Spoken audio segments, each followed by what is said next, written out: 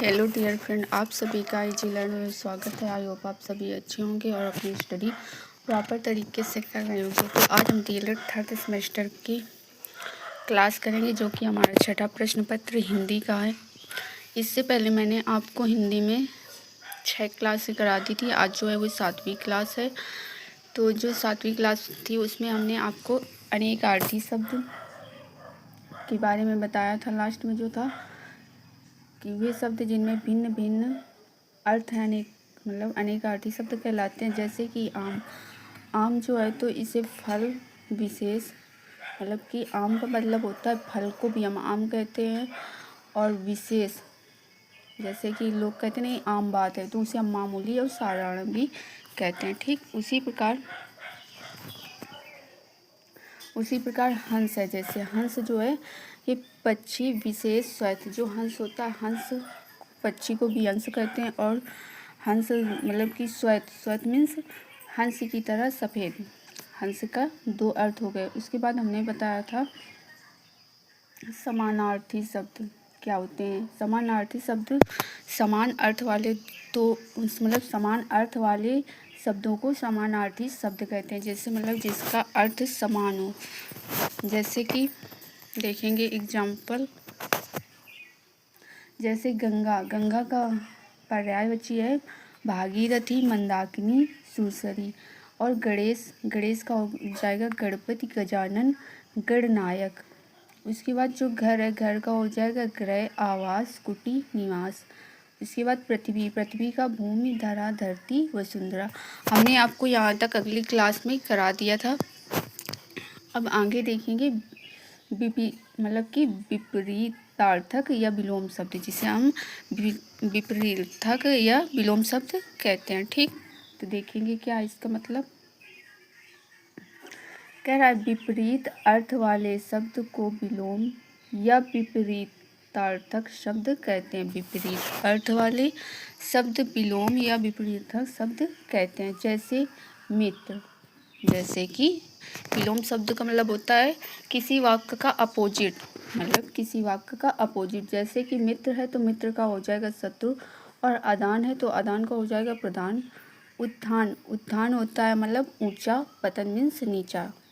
उत्थान मीन्स ऊंचा और पतन मीन्स होता है नीचा। ठीक, उसके बाद अमृत का हो जाएगा विष। जिस तरह अमृत को पीने से लोग कि जीवित रहते हैं, और उसी तरह अगर विष पी लेंगे तो मर जाएंगे। इसी तरह इसमें बोला गया है अपोजिट वाक्य। ठीक, इसी तरह इसमें बोला गया है अपोजिट वाक्य। आगे देखेंगे, आगे जो 5वां नंबर है उसे देखेंगे। कह रहा है समश्रुति भिन्नार्थक शब्द।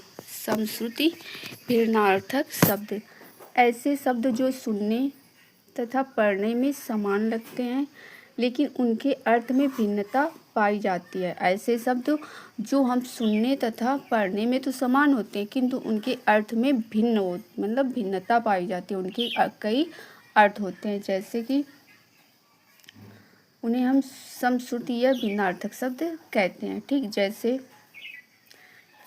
जैसे कि चरित्र का जीवनी भी होता है। उसी तरह चरित्र सुनने और पढ़ने में देखो सेम है, किंतु इसके जो अर्थ हैं वो भिन्न दिख रहे हैं ना। एक चरित्र का मतलब होता है जीवनी, दूसरा चरित्र का मतलब होता है आचरण। उसी तरह दूसरा जो है, एक कुल का मतलब होता है वंश, और दूसरा कुल का मतलब होता है किनारा। ये पढ़ने और सुनने में तो समान है, किंतु इनके जो अर्थ हैं वो अलग अलग है। ठीक, आगे देखेंगे। आगे जो है 6ठा नंबर, उसमें कह रहा है वाक्यांश के लिए एक शब्द। वाक्यांश के लिए एक शब्द। हिंदी में कुछ ऐसे शब्दों का प्रयोग किया जाता है जो वाक्यांशों के लिए रोचक प्रयोग किए जाते हैं।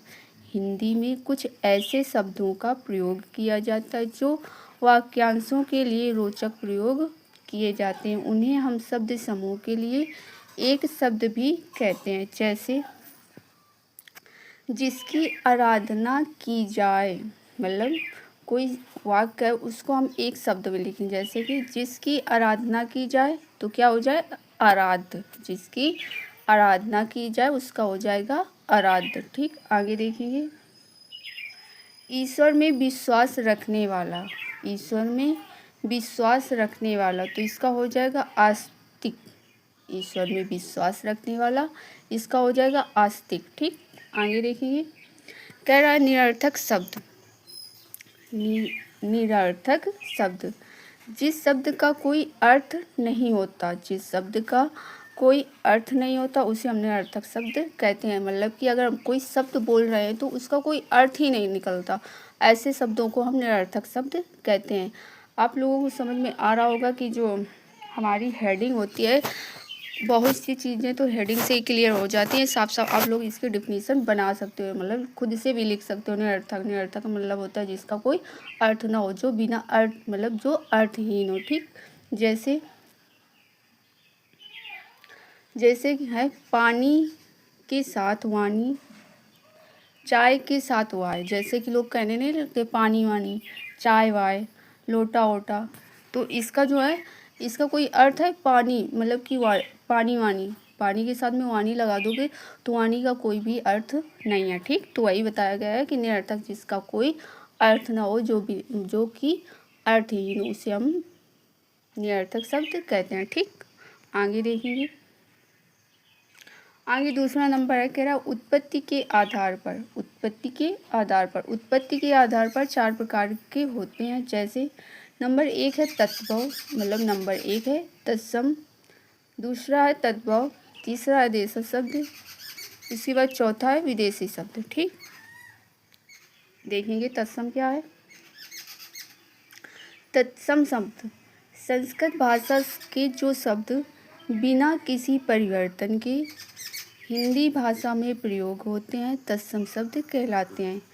संस्कृत भाषा के जो शब्द बिना किसी परिवर्तन के हिंदी भाषा में प्रयोग होते हैं उन्हें हम तत्सम शब्द कहते हैं। मतलब तत्सम का मतलब होता है संस्कृत के जो शब्द होते हैं उनमें बिना किसी परिवर्तन किए हुए उनको हम हिंदी में, मतलब हिंदी में परिवर्तित कर देते हैं, उसे हम तत्सम शब्द कहते हैं। मतलब कि हिंदी में उनका प्रयोग करते हैं, उसे हम तत्सम शब्द कहते हैं। जैसे पवन, उत्सव, विद्या, हान, जल, नर आदि, ये जो है ये आपके तत्सम शब्द के एग्जाम्पल हैं। ठीक, आगे देखेंगे। आगे है तद्भव शब्द। तद्भव शब्द देखिए क्या होता है। संस्कृत भाषा से परिवर्तित होकर, संस्कृत भाषा से परिवर्तित होकर हिंदी भाषा में आए, हिंदी भाषा में आए हुए शब्द, हिंदी भाषा में हिंदी भाषा में आए गए हुए तद्भव शब्द कहलाते हैं। तद्भव का देखिए फिर से देख लीजिए डेफिनेशन।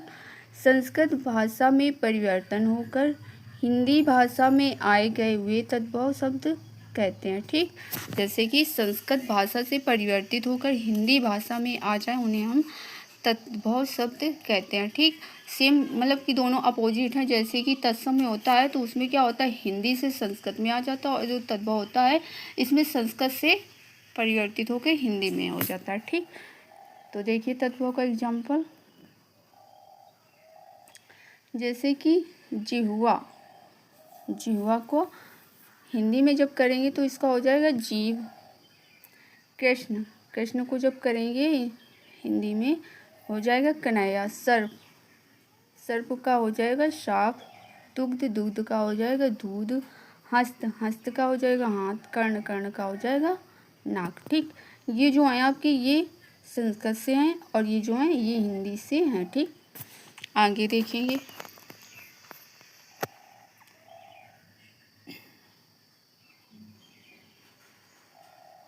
तीसरा नंबर है देशज शब्द।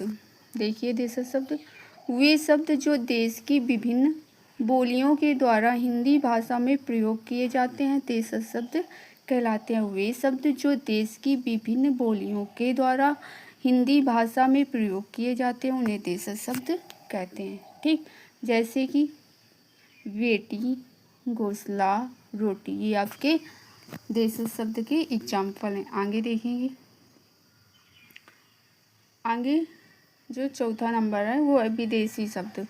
जो शब्द विभिन्न भाषाओं से हिंदी भाषा में आ गए वे विदेशी शब्द कहलाते हैं। जो शब्द विभिन्न भाषाओं से हिंदी भाषा में आ गए उन्हें हम विदेशी शब्द कहते हैं। ठीक, जैसे कंप्यूटर, डॉक्टर, कैंची, किताब, पुलिस, दरोगा, अनार, जिला।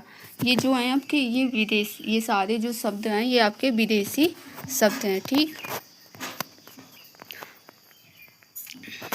तो जो हमारी क्लास थी आज तक की यहीं तक थी। आई होप आप सभी लोगों को क्लास अच्छी लगी होगी और आप लोगों को सारा कुछ अच्छे से समझ में आया होगा। ठीक, तो आप लोग प्रॉपर नोट्स बनाते चलिए, अपनी स्टडी प्रॉपर तरीके से करते रहिए। और जो हिंदी में ये मतलब जो भी सारा कुछ आपको मैंने पढ़ाया ये टेट सीटेड में भी आपको इससे आपको बहुत सारी मतलब कि हेल्प मिलेगी। ठीक, तो साथ ही साथ नोट्स बनाते चलिए और अपनी स्टडी प्रॉपर तरीके से करते रहिए। अब मिलते हैं नेक्स्ट क्लास में।